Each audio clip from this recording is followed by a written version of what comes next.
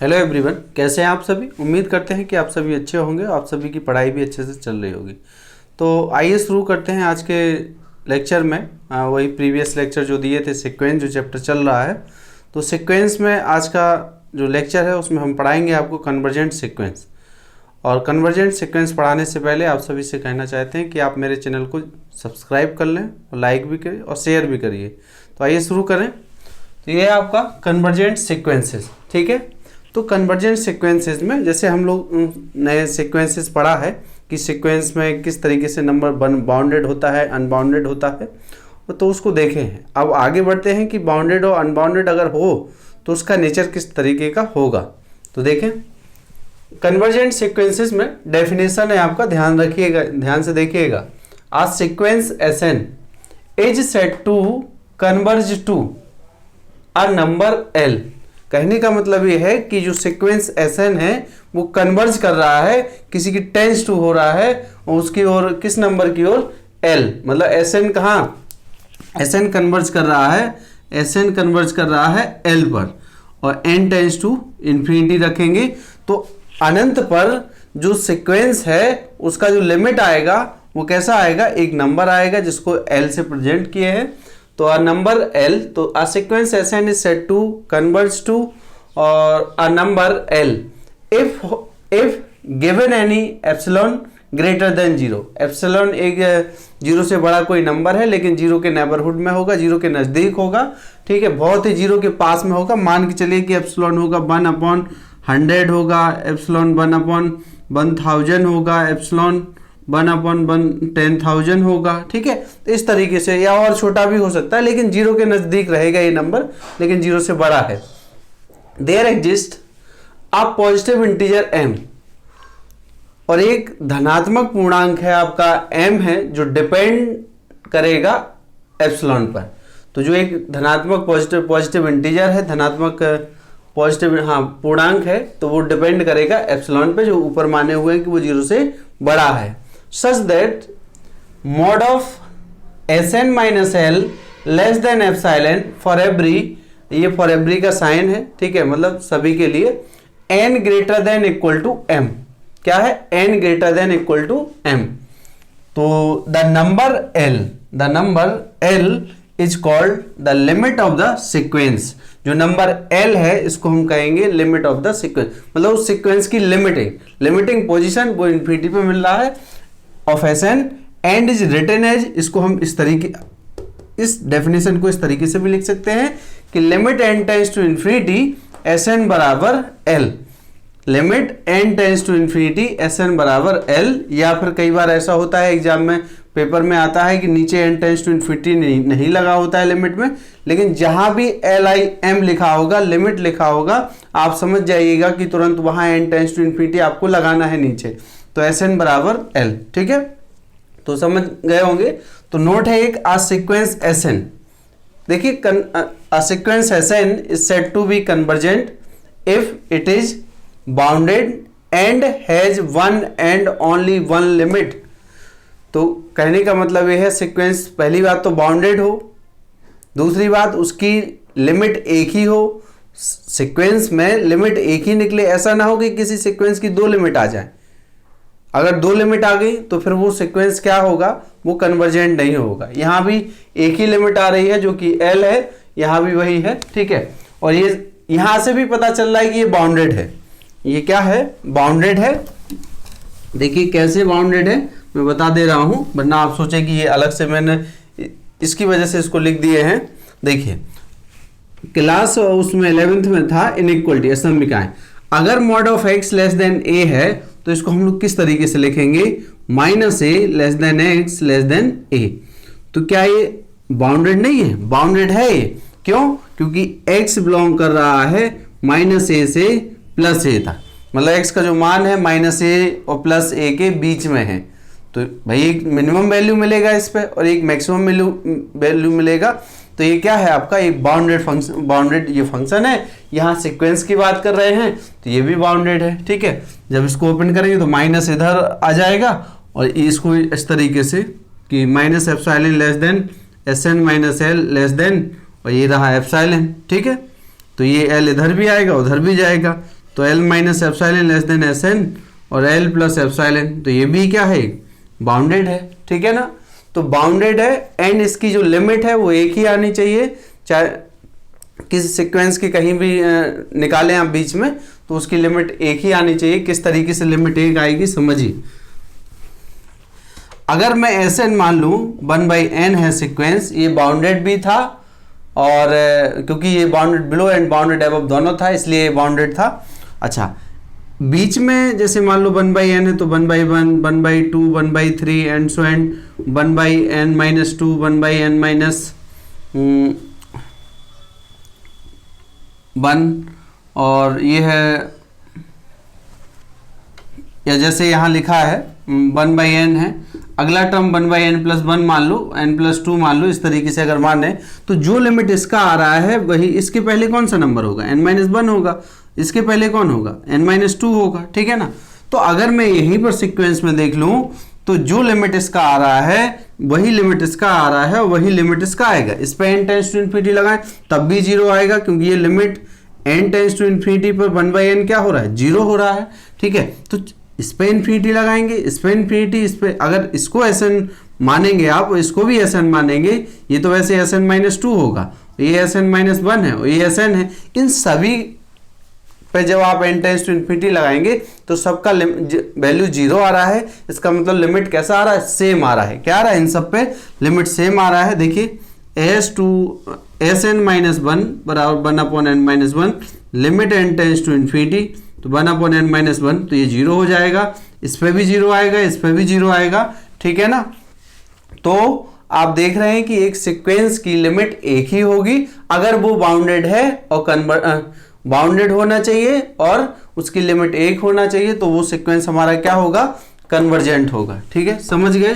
तो कन्वर्जेंट की द्वारा से डेफिनेशन हम समझा देते हैं, ठीक है। देखिए, a sequence Sn is said to be converge to a number L if given any epsilon greater than 0, तो ग्रेटर देन 0 एप्सिलॉन को एक पॉजिटिव इंटीजर है, एक नंबर है। अब इंटीजर नहीं बोल सकते, ये रियल नंबर भी हो सकता है क्योंकि मेन बड़ा तो रियल नंबर है।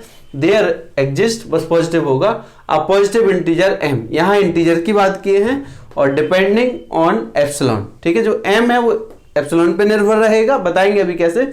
Such that mod of Sn - L less than epsilon, तो ये लिमिट की डेफिनेशन है। वैसे कहा जाए क्लास 11th में, उसमें 12th में थी लिमिट, तो ये लिमिटिंग पोजीशन है, तो ये इस L पे कन्वर्ज कर रहा है। जो आंसर आए for every n greater than equal to m, ठीक है। The number L is called the limit of the sequence of Sn and it written as limit n tends to infinity Sn बराबर L। इससे हम लोग इसको represent करेंगे और दो तरीके से लिख सकते हैं। और एक नोट लिख दिए, इसी को पूरा सार दूसरी डेफिनेशन दे दिए, इसी की दूसरी डेफिनेशन कि a sequence Sn is said to be convergent if it is bounded and has only one and only one limit, इसके पास हो, एक से ज़्यादा लिमिट ना हो, तो ये सीक्वेंस क्या होगा हमारे पास, कन्वर्जेंट होगा, ठीक है। वैसे इसमें 3 कन्वर्जेंट सीक्वेंस होता है, डाइवर्जेंट सीक्वेंस होता है और ऑसिलेटरी सीक्वेंस होता है। तो पूरी सीक्वेंस में 3 तरह के सीक्वेंस होते हैं, कन्वर्जेंट, डाइवर्जेंट और ऑसिलेटरी। कन्वर्जेंट वहाँ हो तो जब लिमिट फाइनाइट आए, मतलब एग्जिस्ट कर रहा हो, और अगर इन्फिनिटी आ जाता, -∞ या +∞, तो वो हो जाता डाइवर्जेंट। और अगर मान लो ऑसिलेट करता -1 +1 -1 +1, तो वहाँ क्या होता, ऑसिलेटरी। तो बताएंगे उसको आगे। तो ये डेफिनेशन हो गया कन्वर्जेंट सीक्वेंस का। अब आइए, इसमें कुछ थ्योरम्स हैं, उन थ्योरम्स को पढ़ लेते हैं, क्योंकि इन थ्योरम की मदद से हम किसी भी सीक्वेंस को कन्वर्जेंट कैसे दिखा देंगे। और कन्वर्जेंट की परिभाषा तो ये होगी, बाउंडेड होना चाहिए, बाउंडेड है, एक पॉइंट हो, एक पॉइंट है, लेकिन इनको भी पढ़ लेते हैं, इनसे भी मदद मिलेगी हमें। तो क्वेश्चन जो हम लोग करेंगे इस डेफिनेशन से डायरेक्ट करेंगे और कई क्वेश्चन करेंगे जो इस थ्योरम से भी कर देंगे, ये ज़्यादा इजी होता है ठीक है। तो देखें, a sequence cannot converge to more than one limit, मतलब कोई भी सीक्वेंस है अगर आपका जो कन्वर्जेंट है तो उस पर क्या है, केवल एक ही लिमिट कन्वर्ज करेगी, एक ही आंसर आएगा, उसके अलग अलग आंसर इन्फिनिटी पर नहीं आ सकते, ठीक है। तो the limit of a sequence is unique, मतलब क्या है, लिमिट है जो सीक्वेंस का वो यूनिक होता है, मतलब अद्वितीय, एक ही आएगा, उसके अलावा कोई लिमिट नहीं आएगा। जैसे अभी मैंने आपसे कहा था कि अगर सीक्वेंस एस एन बराबर 1/n है और limit n tends to infinity ले रहे हैं 1/n पर, तो इसका आंसर कितना आ रहा है 0। क्या 0 के अलावा और कुछ मिल सकता है लिमिट इसका? नहीं मिलेगा। तो इसलिए क्या है, यूनिक हो गया कि ये सभी लोग अगर एस एन पे काम करें 1/n पर, तो जितने भी स्टूडेंट क्लास में है सब इन्फिनिटी लगाएं इस पर, तो जो आंसर आएगा वो 0 आएगा। इसका मतलब क्या है, limit of a sequence is unique. ठीक है, तो पहला जो थ्योरम है इनको केवल नोट करना है आपको, तो वो ध्यान रखिएगा कि किस तरीके से हम पहले थ्योरम को बता सकते हैं। पहला थ्योरम हो गया है। दूसरे थ्योरम पर आते हैं, if S N converges to L. अगर एस एन कन्वर्ज कर रहा है एल पर, अगर एस एन कहाँ कन्वर्ज कर रहा है, एल पर, यह है, तो then any subsequence of S N also converges to L. Any subsequences of S N also converges to L. तो देखिए किस तरीके से है, इसको भी मैं बता देता हूं कि अगर एस एन कन्वर्ज कर रहा है एल पर, ठीक है, तो देखिए एस एन, वही एग्जाम्पल ले रहा हूं, एस एन बराबर 1/n, ठीक है, और n बिलोंग्स टू n, तो limit n tends to infinity S N is equal to 1/∞ equal to 0। तो ये तो कन्वर्ज कर गया, ये एल का वैल्यू हो गया कि एस एन कहाँ कन्वर्ज कर गया, 0 पर। अब देखते हैं, उसने कहा सब सीक्वेंस ऑफ एस एन, तो सब सीक्वेंस को लिखने का तरीका ये है कि या तो आप S2n लिख लो या एस एन। तो देखो S2n-1 बराबर लिमिट, सॉरी S2n-1 बराबर, मान इसी में से लिखना है, तो limit n tends to infinity 1/2n-1, इस पर भी लिमिट अप्लाई कर दीजिए, limit n tends to infinity.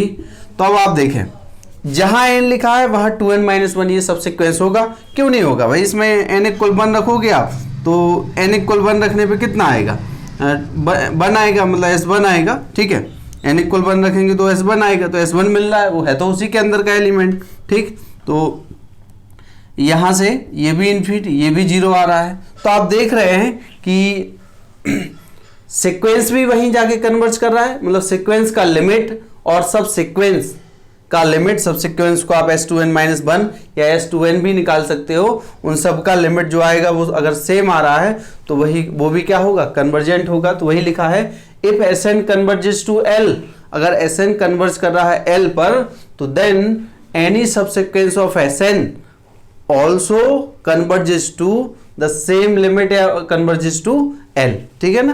तो इस तरीके से बता दी, Sn कन्वर्ज कर रहा है 0 पर, और इसका ये सब सीक्वेंस है, तो सब सीक्वेंस भी कहाँ कन्वर्ज कर रहा है, 0 पर, ठीक है। तो दूसरा थ्योरम भी समझा दिए। तीसरा थ्योरम है, all subsequence of a convergent sequence, जितने भी सब सीक्वेंस बनेंगे, बहुत सारे बना सकते हैं हम, S2n, S2n-1, S2n+1, ये सब सीक्वेंस है उसके। All subsequence of a convergent sequence converge to the same limit, तो जितने भी सब सीक्वेंस हैं वो सारे एक ही लिमिट पे कन्वर्ज करते हैं। तो देखिए कैसे, सब सीक्वेंस बहुत सारे लिख दे रहा हूं।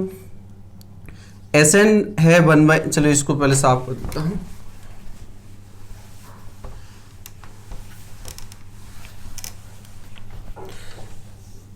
इसका एग्जाम्पल देखिए, लेट सीक्वेंस है Sn is equal to 1/n, ठीक।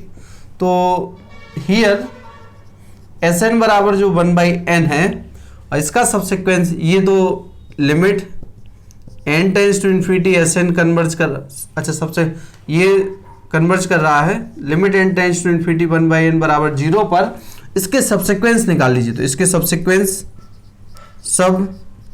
सीक्वेंस बहुत सारे होंगे, S2n होगा, S2n+1 होगा,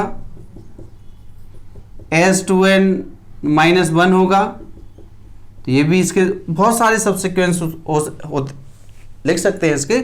आप देखेंगे अगर मैं सब पे limit n tends to apply करूं, तो S2n, तो 1/, ये limit n tends to infinity 2n, ये भी 0 हो गया, limit n tends to infinity और S2n+1, limit n tends to infinity 1/2n+1, तो ये भी 0 आ गया। इस पर भी आप लिमिट लगाएंगे, ये भी 0 आ रहा है।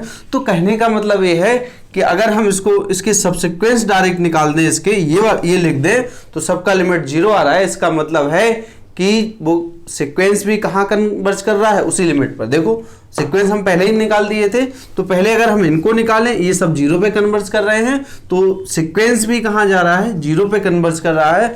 तो कहने का मतलब ये है कि जितने भी सीक्वेंस के अंदर के सब सीक्वेंस होते हैं, उनसे जब उनका जो लिमिट आएगा, जो वो कन्वर्ज करेंगे, वो अगर सेम मान लो 5 सीक्वेंस आपने माने, जैसे मैंने 1 2 3 माने हैं और ये तीनों 0 पे कन्वर्ज कर रहे हैं, तो इसका मतलब ये हो गया कि सीक्वेंस भी कहाँ 0 पर ही कन्वर्ज करेगा, वो सीक्वेंस 0 पे कन्वर्ज कर रहा है। तो 3 थ्योरम हमने आपको समझा दिए हैं। देखें अगला थ्योरम है, इसकी बहुत मदद हेल्प लेंगे हम लोग क्वेश्चन करते समय। If the subsequence s2n-1 and s2n, तो यही है s2n-1 and s2n all of the sequence Sn converge to the same limit। मतलब अगर ये दोनों सेम लिमिट पे कन्वर्ज कर रहे हैं, s2n और s2n-1, ये भी लिख सकते हैं, अगर ये सेम लिमिट पे कन्वर्ज कर रहे हैं तो क्या होगा, then the sequence Sn converges to L। तो ये भी है, ठीक है ना। तो वही जो यहाँ लिखा था वही लिख रहे हैं कि अगर s2n-1 and s2n sequence converge कर रहा है सेम लिमिट पर, तो जो सीक्वेंस होगा वो कन्वर्ज करेगा उसी लिमिट पर L पर। तो ऐसे ही है, ये सब 0 पे कन्वर्ज कर रहे हैं। वहाँ ऑल की बात किए थे, यहाँ 2 लिखे हैं, तो 2 लिखे तो s2n ले लो, इसको ले लो, ये भी 0 पे जा रहा है, ये भी, तो सीक्वेंस भी हमारा कहाँ कन्वर्ज कर रहा है, 0 पर। तो ये हो गया। अच्छा, एक थ्योरम और है, वेरी मोस्ट है, ध्यान रखिएगा। Every convergent sequence is bounded but converse is not true. मतलब every convergent sequence is bounded but converse is not true. मतलब कोई कन्वर्जेंट सीक्वेंस है तो वो बाउंडेड होगा, 100% बाउंडेड होगा। कन्वर्जेंट होने के लिए क्या है, बाउंडेड है और उसके पास एक लिमिट पॉइंट हो। लेकिन अगर कोई सीक्वेंस बाउंडेड है तो जरूरी नहीं है कि वो हमारा कन्वर्जेंट होगा। इसके लिए हम एक एग्जाम्पल दे रहे हैं आपको कि वो अगर कोई सीक्वेंस बाउंडेड है तो जरूरी नहीं है कि वो कन्वर्जेंट होगा। इसके लिए एग्जाम्पल है इस थ्योरम के लिए, तो एग्जाम्पल ये है आपका कि लेट Sn बराबर -1 की पावर n, ठीक है ना। तो ये जो सीक्वेंस है, ये Sn इज बाउंडेड सिंस, क्योंकि ये -1 और +1 के बीच में लाई कर रहा है। इसका मान इतना ही होगा। और अगर इसको ओपन करेंगे उस फॉर्म में, सीक्वेंस फॉर्म में, तो -1 आएगा, +1, -1, +1, -1। तो आप देख रहे हैं कि इसके पास 2 पॉइंट आ रहे हैं। इन्फिनिटी पे तो कुछ भी कर लीजिए, तो इस पे क्या है, ये फाइनाइट सेट हो गया है। तो -1 और +1, -1, तो अगर इसका समुच्चय बनाएंगे तो क्या आ रहा है, -1 और +1। तो इसमें 2 डिफरेंट वैल्यू आ रहे हैं, लिमिटिंग पोजीशन 2 आ रहे हैं, एक -1 भी आ रहा है एक। और अगर इसको इस थ्योरम से देखें तो भी कुछ और आएगा। अगर s2n निकाल लें, s2n-1 निकाल लें, तो अलग अलग वैल्यू आ रहा है। तो ये क्या है, ये कन्वर्जेंट नहीं होगा, ठीक है ना। कहने का मतलब ये है कि सीक्वेंस अगर दोनों सब सीक्वेंस के 2 लिमिट सेम आ रहे हैं तो वो सीक्वेंस 100% क्या होगा, कन्वर्जेंट होगा, क्योंकि Sn भी वहीं पर कन्वर्ज करेगा, ठीक। तो देखिए ये बाउंडेड है सिंस, क्यों ऐसा, लेकिन जो इसका बाउंडेड तो है लेकिन ये कन्वर्जेंट नहीं है। क्यों कन्वर्जेंट नहीं है, कन्वर्जेंट इसलिए नहीं है, देखो s2n बराबर -1 की पावर 2n, एक सीक्वेंस लिख लिए हैं। और जब इसके हम लोग नंबर्स लिखना शुरू करेंगे, जैसे इस पर limit n tends to infinity, खैर क्योंकि -1 पे तो इन्फिनिटी नहीं लगाओगे, तो लिमिट इसके सीक्वेंस लिखेंगे आप, तो इसमें क्या आएगा भाई, n इक्वल आप 1 रखोगे। तो अगर n इक्वल आप 1 रख रहे हैं इस पे, तो 2 आएगा, तो 2 आएगा तो इसका मतलब है +1 आएगा, और ये +1 आएगा, +1 आएगा, एंड सो एंड। अब देखो s2n-1 ले लो, तो s2n-1 पे जो आएगा -1 की पावर n -1, जब आप यहाँ 1 रखोगे तो यहाँ s1 मिलेगा, तो s1 मिलेगा, तो ये आएगा -1 -1 -1। तो आप देख रहे हैं कि ये सीक्वेंस, ये सब सीक्वेंस और ये सब सीक्वेंस अलग अलग लिमिटिंग पोजीशन दे रहा है। एक में +1 मिल रहा है, एक में -1, ये तो अलग अलग हैं, डिफरेंट हो गए, सेम तो आ नहीं रहा है। तो जब सेम नहीं आ रहा है, इसका मतलब ये है कि ये कन्वर्जेंट नहीं है, लेकिन बाउंडेड है, क्योंकि इसका रेंज जो है -1 से +1 तक है, ठीक है। तो ये इसके डेफिनेशंस थे आपके। तो कन्वर्जेंट सीक्वेंस के ये डेफिनेशन है, ये थ्योरम डेफिनेशन तो ये लिखा है, थ्योरम से ये लिखे, इनको बार बार आपको पढ़ना है, ध्यान से देखना है कि किसी भी सीक्वेंस का जो लिमिट है वो एक से ज़्यादा नहीं होगा कन्वर्जेंट, और अगर कोई सीक्वेंस कन्वर्जेंट है तो उसके सब सीक्वेंस का लिमिट भी उसी पे कन्वर्ज करेगा जिस पे एस एन का कन्वर्ज कर रहा है। ठीक है, तो ये ज़्यादा इसका यूज करेंगे क्योंकि S2n-1 S2n अगर दो बार इनका जो लिमिट है वो सेम आ रहा है तो हम सीधा लिख देंगे कि सीक्वेंस हमारा क्या है, कन्वर्जेंट होगा। और every convergent sequence is bounded but conversely not true, वो भी बता दी है कि सीक्वेंस ये बाउंडेड है लेकिन ये कन्वर्जेंट नहीं है क्योंकि इस पर दो डिफरेंट लिमिट आ रहे हैं, एक +1 आ रहा है, एक -1, इस तरीके से मिल रहा है। ठीक है ना, तो अब देखते हैं क्वेश्चन और देख लेते हैं, उसके बाद इस लेक्चर को क्लोज करते हैं। और जो भी नहीं आएगा समझ में तो बताइएगा हमें। ठीक, और जब भी इस डेफिनेशन को अप्लाई करेंगे तो आंसर उसी में दिया होता है, उसको एल जो है क्योंकि कन्वर्ज उसी पे करना है। जैसे लिखा है सो दैट, ऐसे ही आते हैं इसमें, so that limit n tends to infinity 1/n equal to 0। अरे वो तो डायरेक्ट लिख देंगे, 0 तो है, इन्फिनिटी रखेंगे 0 आ जाएगा। लेकिन हमें इस एप्सिलॉन जो डेफिनेशन है इसकी मदद से हमें प्रूव करना है कि ये कन्वर्जेंट, क्योंकि किसी सीक्वेंस का लिमिट अगर फाइनाइट आया तो वो कन्वर्जेंट होगा, लेकिन सेम लिमिट होना चाहिए। तो सॉल्यूशन है यहाँ पर, let epsilon greater than 0। Epsilon कैसा है, ग्रेटर देन 0, ध्यान से देखिएगा, एप्सिलॉन ग्रेटर देन 0। और बी एनी नंबर, एनी कोई नंबर है, any number if S N is equal to 1/n। ठीक है ना, तो देन अब देखिए यहाँ ध्यान से देखना, जब भी इस डेफिनेशन पे आप लोग क्वेश्चन करेंगे तो ये जो L है वो यहाँ दिया होता है क्योंकि यही तो कन्वर्ज कर रहा है। इसका क्या लिखा था, limit n tends to infinity S N बराबर L था, तो भाई L था तो ये तो L का मान दे दिए। ठीक है, तो देन क्या होगा, मैं यहाँ लगाता हूँ Sn माइनस L। L कितना है यहाँ पर, L यहाँ ये L हो गया। ठीक है, ये ध्यान रखना है, तो L कितना है, 0 है। अब देखिए Sn का वैल्यू रख दें तो 1/n माइनस 0, और ये है मॉड ऑफ 1/n, तो ये तो हो गया 1/n। और इसको हमें बनाना किस तरीके से है, हमें लेस देन एप्सिलॉन लिखना है। सीधा सा मतलब ये है, अगर आपने इस पूरे इसको मॉड को लेस देन एप्सिलॉन लिख दिए तो हम कह देंगे कि ये कन्वर्ज कर, ये कि Sn बराबर L हो जाएगा, मतलब जो यहाँ 0 लिखा है वो कैसा इक्वल आ जाएगा उसके। ठीक है, तो Sn माइनस 0 हमें इसको कैसा दिखाना है, लेस देन एप्सिलॉन दिखाना है। क्या दिखाना है, Sn माइनस 0 को हमें लेस देन एप्सिलॉन दिखाना है। जब हमने Sn का वैल्यू रखे तो 1/n आया है, तो इसको लिख दीजिए आप एप्सिलॉन। क्या लिख दें इसको, एप्सिलॉन। दैट इज क्या हो गया यहाँ से, Sn minus 0 less than epsilon. ठीक है, लेस देन एप्सिलॉन फॉर किसके लिए, ये बन, अब देखो फॉर किसके लिए हो गया, n कैसा होगा, यहाँ ग्रेटर होगा। भाई यहाँ तो इसको थोड़ा सॉल्व कर लेते हैं, इसका क्रॉस मल्टीप्लाई, इसका डिवाइड कर दो, तो यहाँ n ग्रेटर 1/एप्सिलॉन। इसको सॉल्व कर दीजिए, एप्सिलॉन का भाग 1 में दे दो, n का मल्टीप्लाई कर दो तो n ग्रेटर हो गया 1/एप्सिलॉन। एक प्रॉपर्टी इसमें सेटिस्फाई कर रहा है तो n ग्रेटर 1/एप्सिलॉन। अब हमें क्या लिखे थे, जो m है वो डिपेंड करेगा m पर। किस पर, m जो डिपेंड करेगा वो एप्सिलॉन पर डिपेंड करेगा। ठीक, तो देखिए let m be a positive integer, let m be a positive integer such that. ठीक है, तो हमें अब ये m मानना है कि let m be a positive integer such that, तो क्या होगा यहाँ पर, ये m एप्सिलॉन पे डिपेंड कर रहा था, तो जहां 1/एप्सिलॉन लिखा है वहां m लिख दो। तो क्या लिख देंगे इसको कि m ग्रेटर देन 1/एप्सिलॉन। ठीक है ना, 1/एप्सिलॉन। ठीक, तो कहने का मतलब ये हुआ कि जैसा नेचर n का नेचर था वैसे ही नेचर किसका होगा, 1/, मतलब m का भी होगा। तो फॉर n ग्रेटर देन 1/एप्सिलॉन, और यहाँ भी लिखेंगे m ग्रेटर देन 1/एप्सिलॉन। ठीक है, ये दोनों डिपेंड कर रहे हैं एक दूसरे पर। तो अगर आप देखें यहाँ से, देखो क्या निकल सकता है कि 1/एप्सिलॉन का जो वैल्यू है वो किससे छोटा है, m से छोटा है, ठीक है।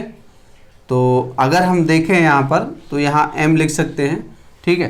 तो ये हो गया है, तो then therefore Sn minus 0 less than epsilon for every किसके लिए, n greater than equal to m के लिए। तो हैंस लास्ट में यही लिखना है कि limit n tends to infinity Sn बराबर, और ये है 0।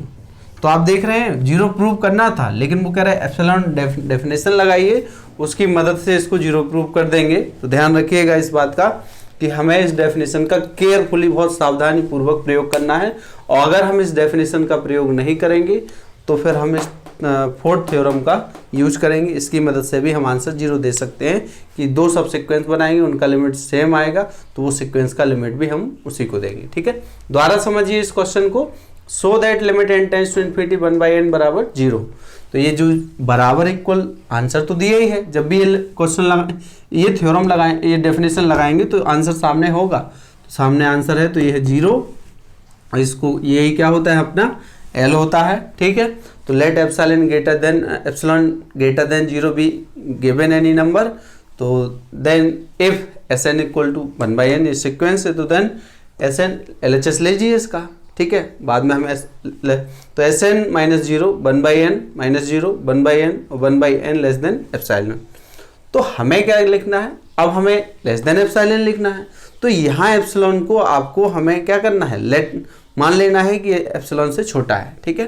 तो 1/n जो आ रहा है, तो यहाँ एप्सिलॉन चाहिए था तो हमने लिख दिया एप्सिलॉन। तो ये कब होगा ऐसा, ये उसके लिए होगा, फॉर किसके लिए, जब n का मान कैसा होगा, बड़ा होगा 1/एप्सिलॉन से, ठीक है ना। n का मान कैसा होगा, बड़ा होगा 1/एप्सिलॉन से, तब हम लोग इसको लेस देन एप्सिलॉन लिख सकते हैं। तो अब हमें ये भी दिखाना है कि यहाँ m भी आ जाए, क्या आ जाए, यहाँ m और आ जाए। तो m आ जाए तो let m be a positive integer such that m greater than one by epsilon, ठीक। तो 1/एप्सिलॉन आ जाए तो आप देख रहे हैं कि m भी एक क्योंकि वो तो पॉजिटिव इंटीजर है ही, तो ग्रेटर देन 1/एप्सिलॉन। तो अब इन दोनों को कंबाइन कर दीजिएगा, तो Sn minus 0 less than epsilon for every n greater than equal to m। तो ये इस तरीके से ये कंडीशन, क्योंकि दोनों इनइक्वलिटी एक साथ सेटिस्फाई नहीं होगी, इक्वल और ग्रेटर, या तो ग्रेटर होगा या इक्वल होगा। तो हैंस ये आ गया है, हमने एप्सिलॉन दिखा दिए हैं, ये एक दूसरे पर निर्भर भी कर गए हैं। तो एप्सिलॉन जो है m, तो ये निर्भर भी कर गए हैं, इसलिए limit n tends to infinity Sn बराबर कितना हो जाएगा, 0 हो जाएगा, ठीक है। अब आप देखिए अगर थोड़ा टाइम बचा हो,